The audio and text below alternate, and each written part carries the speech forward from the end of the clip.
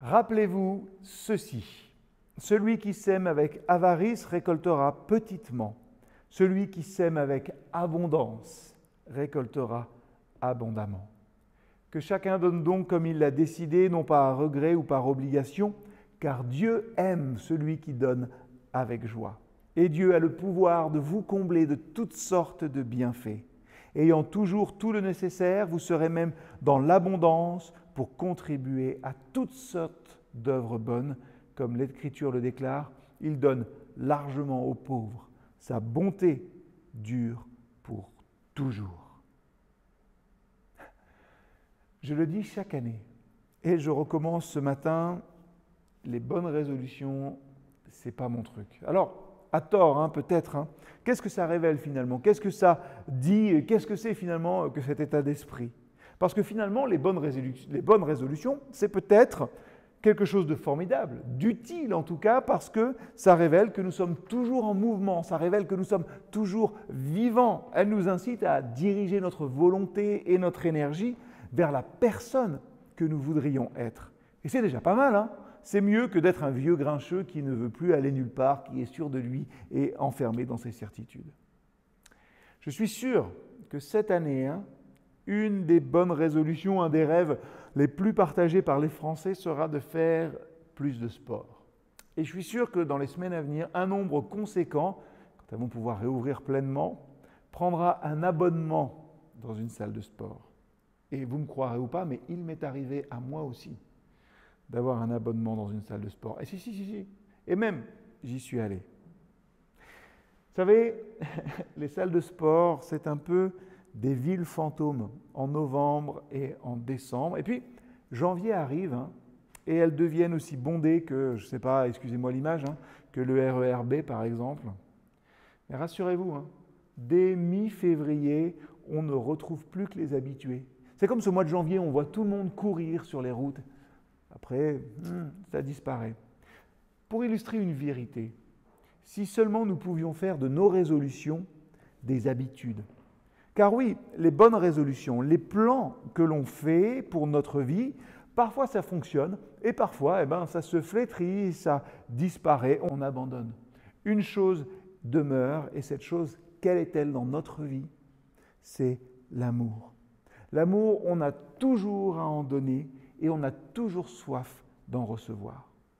Et si je commençais cette année en me disant que l'amour fonctionne, dure toujours, à la différence de mes résolutions.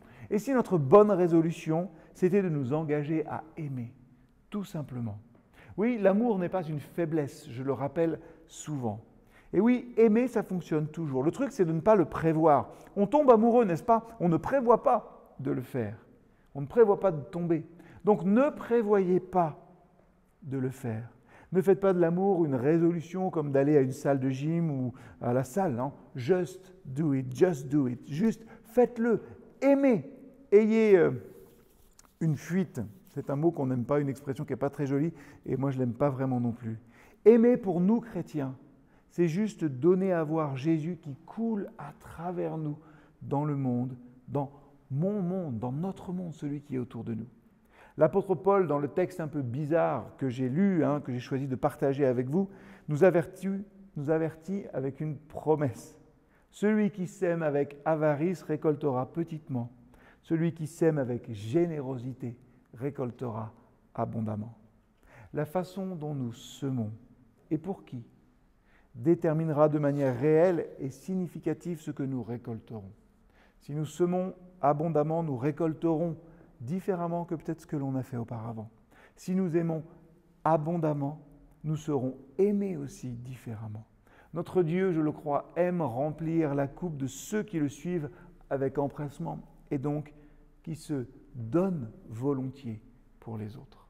Alors oui, tournons la page de 2020 et nous ferions bien ce matin peut-être de considérer dans quelle mesure nous allons semer.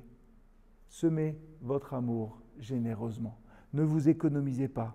Nos heures, nos minutes, la façon dont nous les passons, dont nous les vivons, voilà ce qui fait nos vies. Et Dieu n'a pas pensé nos amitiés, nos amours comme quelque chose de secondaire. Focalisez-vous sur les gens. cette année. Vos proches, mais pas que. Nous ne donnons sans doute pas à nos familles, à nos amis, l'amour qu'ils méritent si nous essayons d'être avec eux simplement lorsque notre vie ralentit. Si on vit comme ça, alors on se réveillera un matin en se réalisant qu'on n'a jamais vraiment rencontré les gens que l'on côtoie chaque jour. Si vous devez choisir entre vos plans et vos proches, optez pour la chose sûre et choisissez l'amour que vous devez donner à vos proches. Marcherons-nous dans l'amour que Dieu a préparé pour cette année? Sur qui est-ce que je dois focaliser peut-être mon amour aujourd'hui? Prions en ce début d'année pour la providence de Dieu. Il pourvoit, il est capable de nous donner tout ce dont nous avons besoin en toutes choses à tout moment pour que nous puissions rester fidèlement et semer fidèlement chaque jour de cette nouvelle année.